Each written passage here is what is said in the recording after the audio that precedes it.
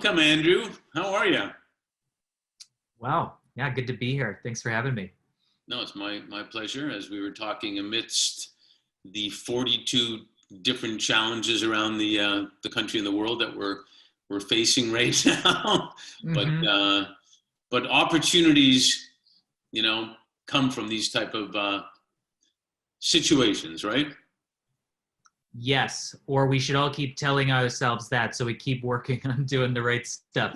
We Either can go, one. we Either. can go with that one also. At least do something is what we're trying to say. Uh-huh. So. Uh-huh. Hey, how about if you could semi-formally introduce yourself, give us a tiny bit of your background, and then we'll chat. Sure, sure. So Andrew Rodriguez, and I'm the CEO and Chief Investment Officer of a company on Wall Street called Change Finance. And so we're an asset manager like a BlackRock, but we care really deeply about people and planet. We say we invest in service to life. So pushing far and beyond what folks are doing these days around sustainability on fossil fuels, carbon footprint, sex trafficking, you name it. Everything that has to do with environmental and social justice that we can fit into how we invest. That's what we aim to do. And I came by the most direct route to get here. I was a pastor before I got in on Wall Street. And it was actually in a transition. I'm currently sitting in Portland, Oregon. I don't live here anymore. But while I was living here, I went from this pastor to Wall Street. In fact, working on sustainability and working on eco districts. This idea that in a 20-minute walkable route, you could have all of your needs met, including safety and security and food and all the rest. And that just got me so excited to get working. All of a sudden I realized, I might need to switch into something different than pastoring if I was going to solve gentrification or work on some of the issues I was seeing and really caring about. Yeah, so that's a little bit about me. Yeah, and how I got here. Well, you could have been a good pastor too, but I had mixed results at the time. Yeah, mixed results. well, no, we really appreciate you participating in our Leaders Who Care series. I didn't know that, so that was something new that I learned right there. So along those lines, we all talk about having our why. What is that, etc. And I do want to know that, but I want to ask you more specifically, why do you do what you do? Mm-hmm. Man, at the end of the day, I need to be working on something that is going to save this place.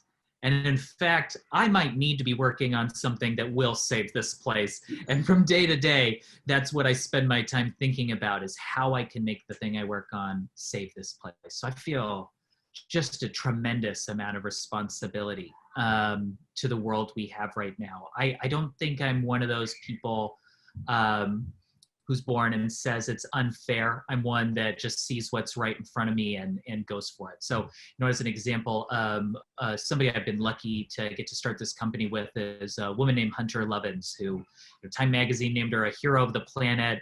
And she'll wear her cowboy hat into the UN to talk to them about climate change. Fantastically intelligent, scary, powerful woman. And one time she told me that with climate change, at the end of the day, we're all soldiers.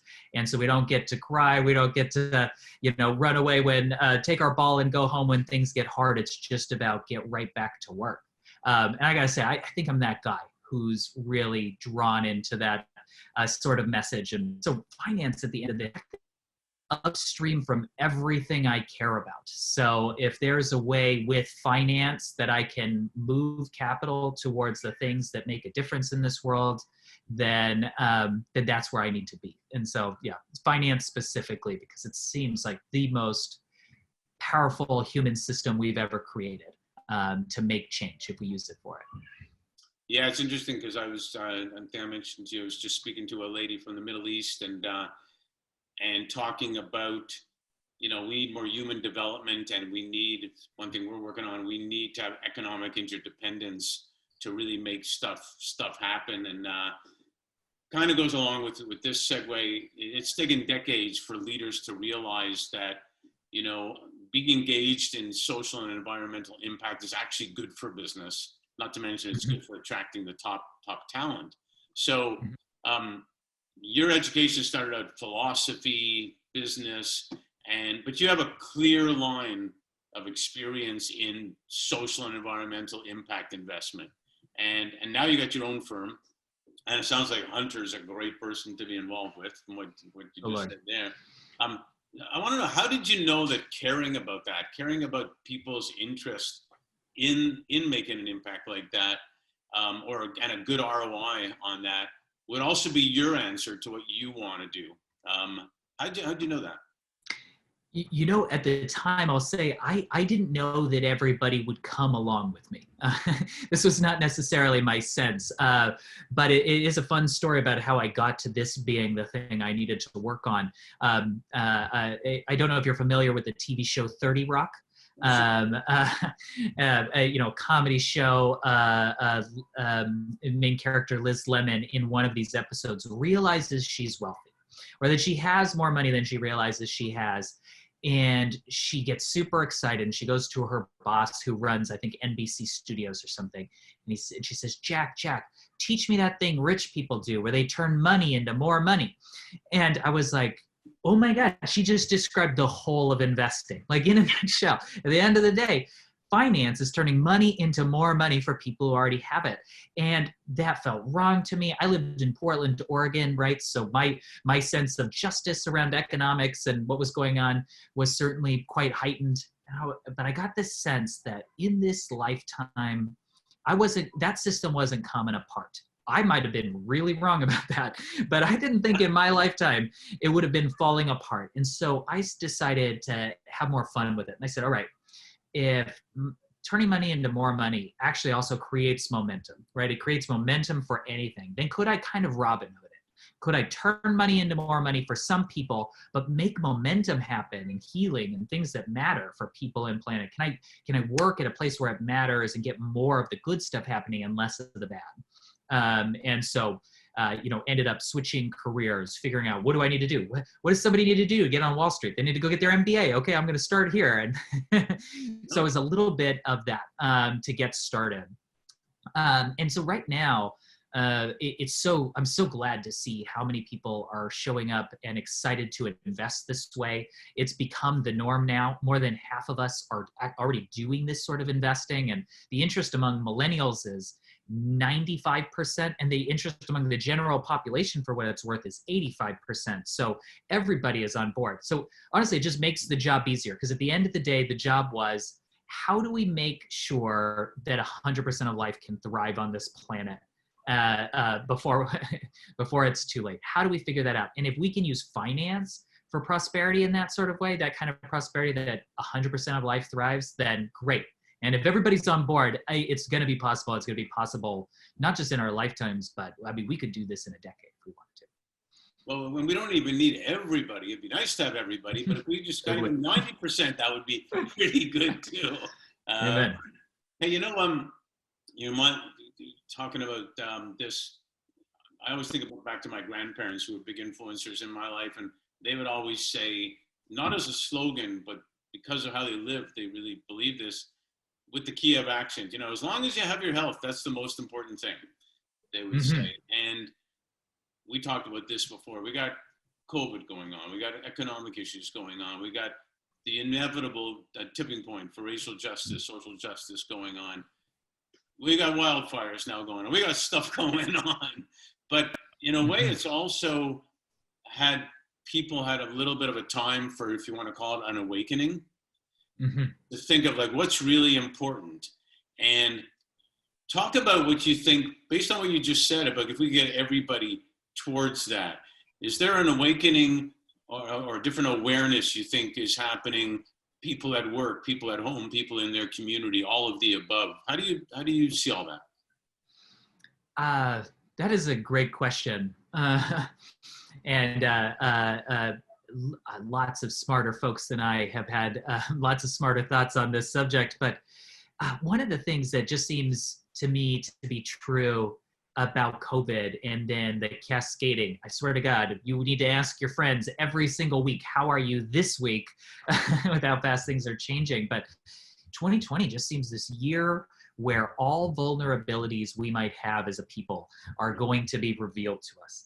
And we're all sitting still with not a lot of control to do something about it, having to watch all these things and wonder how we can create agency. And I actually have so much hope watching how many people aren't willing to sit by any longer when they see these sorts of elements. And so if there's anything, I see two sides of a coin happening, and I think I'm going to end up on the second side, but I think both are important. I think one side of it is to say we cannot compromise in ways that make us vulnerable. You're talking about health, the economy. I honestly, along with racism and wildfires and climate change, there's also, it feels like our institutions are having this same question about vulnerability right now. And so I hear a certain set of folks talking about we can't cut corners anymore when it leads to vulnerability for ourselves or others. And in a way that's really exciting to hear, because cutting corners so many times led us to results we then didn't intend around the climate specifically. So there's that one side of it. The other side that we've been doing a lot of in our own company, but I've been seeing it more globally speaking, is that, and my example will be this, people are missing meetings at a rate that they've never missed. And it's not just that they have Zoom fatigue, they are forgetting that they have a meeting because this life is too crazy and too scary, and their kids are right next to them and they're just, like they're getting distracted. I had that happen. I missed a meeting where I got distracted by my son and I walked out the door 5 minutes before an important meeting started and like pushed him on a swing for an hour. And honestly, that was very important. I'm so glad I did it. But at the end of the day, it was all of us are in this place of the stress of feeling this lack of vulnerability or this lack of, or this vulnerability rather. That there's a need for all of us to reframe what grace looks like and what perfectionism looks like and what enough looks like for ourselves and what it looks like for ourselves in work. Because I think personally, hey, every startup person overworks themselves, not a surprise to hear, but how many of us have made ourselves vulnerable in our relationships at home, in our health, in our spirituality, because we cut corners at work to get one more thing done and be 1 inch more perfect. Yeah, I think you're right on. Someone coined it the other day saying, especially for younger people, but we've kind of trained people, at least here in the States, that if you're not monetizing every minute, something's wrong. Mm-hmm. Rather than pushing your kid in a swing is pretty good return on investment. Mm-hmm. Mm-hmm. So, yep. Back from my pastoral days, probably the most exciting book I read, very on Wall Street to say, but the most exciting book I read when I was in seminary was Following Christ in a Consumer Society. And it was talking about Jesus and Marx and what they shared in common about humanity and the fact that we should not commodify one another. And I found that as a really interesting frame. It didn't send me into full-blown communism, but it did get me to start a company like this on Wall Street for sure. Yeah, I won't go too much into this time-wise, but there's a new docu-movie out called Social Dilemma. I don't know if you've seen it. It interviews a lot of top executives that used to be with a lot of the tech companies. And one of the key quotes in there is, first of all, they talk about we are the product now. And it talks about there's only 2 industries in the world that uses the phrase users. One of them is the social media, and one of them is the drug industry.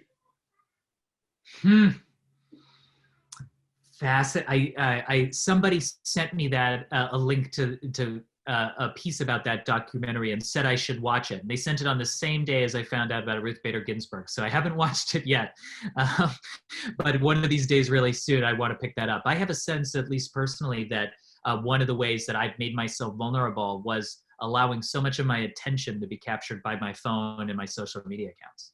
Right. Yeah, there's a lot of that in there about notifications and how we're controlled. It's really cool. So how do you see the role of business leaders who care playing with respect to, 3 things that people want, more, if you will. They want their well-being. They want the financial, the physical, and the mental well-being. I know that sounds simple, but that's what they want. So how do you see the business leaders' role in playing that how they're going to give that to Challenger, how they realize that that's actually good for business, and guess what, as a result, it's good for community too. What's your thoughts on that?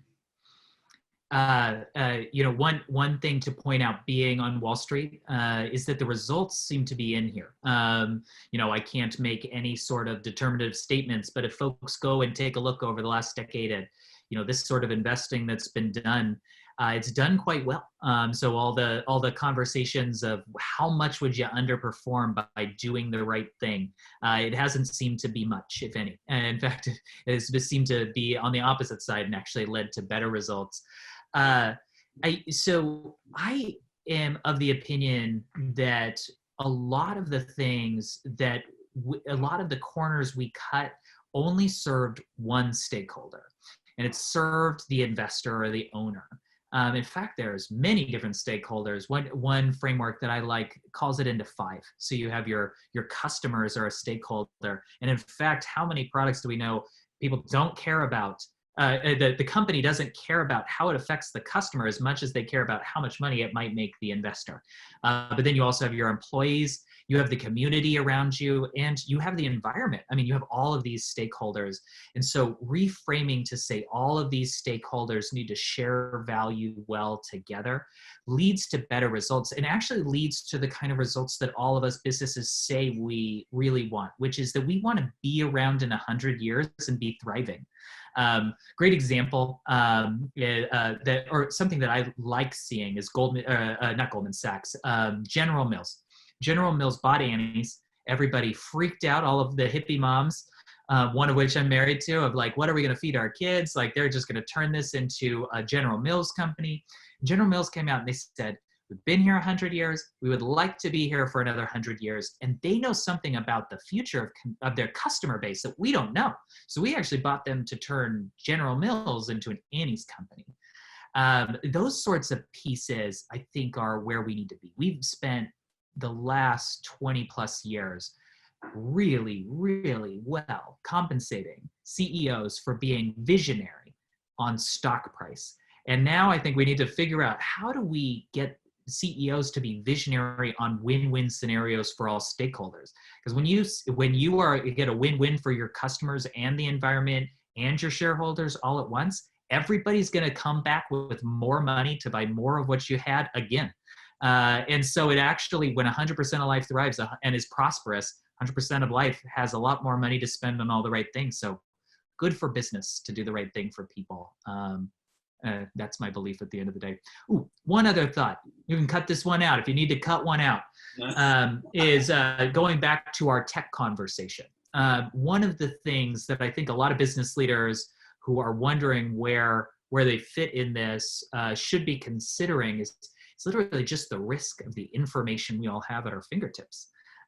Doing the right thing pays because people see it, they hear about it in stories. You get caught doing the right things these days, and you get caught doing the wrong things. And we call it social license risk. There's some level to which, Walmart's never gotten their social license back. McDonald's has never really gotten their social license back. Facebook is losing their social license so fast, there's questions about where they'll be in 5 years. And so those sorts of risks from being poor, they don't pay. It doesn't seem, in a world where we have this level of access to information. So would want to put that in there too. No, that's brilliant. And it's what we call omni-wins, actually, about, and in fact, they are taking better care of the shareholders by taking care of all the stakeholders. And it will be, as General Mills has talked about too, it's a great example. It goes beyond sustainability now. It goes to regenerating now, which doesn't, that's not deleting sustainable. It's just beyond sustainable. And, we've given enough hits across the face by Mother Nature to realize that it's time, right? In fact, Jack Ma said it, not to go too much, when they went public, they said, we had it all wrong. You start with your employees first, and then it goes through up to your shareholders. Fascinating. It always blows my mind that they say it after they made it. Yeah, that's easier at that point. There's a true point. It's easier at. No, not to end on a bad Hey, what- note. Those guys are. I am glad that when you get to some of these biggest seats of power, I am impressed every time one of them. They don't all make the same choice, but I'm glad that to see each one of them that say, I'm going to do more of the right things now that I'm in power. That's a choice they don't have to make, and we should all be honest about that. As a gift. And Yeah, well, better late than never. And Mhm. this is about leaders who care, but it's also about leaders who really want to care but don't necessarily know how, Mhm. and we'll help them. Yes, we will. Together. So, hey, thanks so much for participating. That was like fantastic, and we'll do it again. Really soon. enjoyed it, Mark. Thanks so much.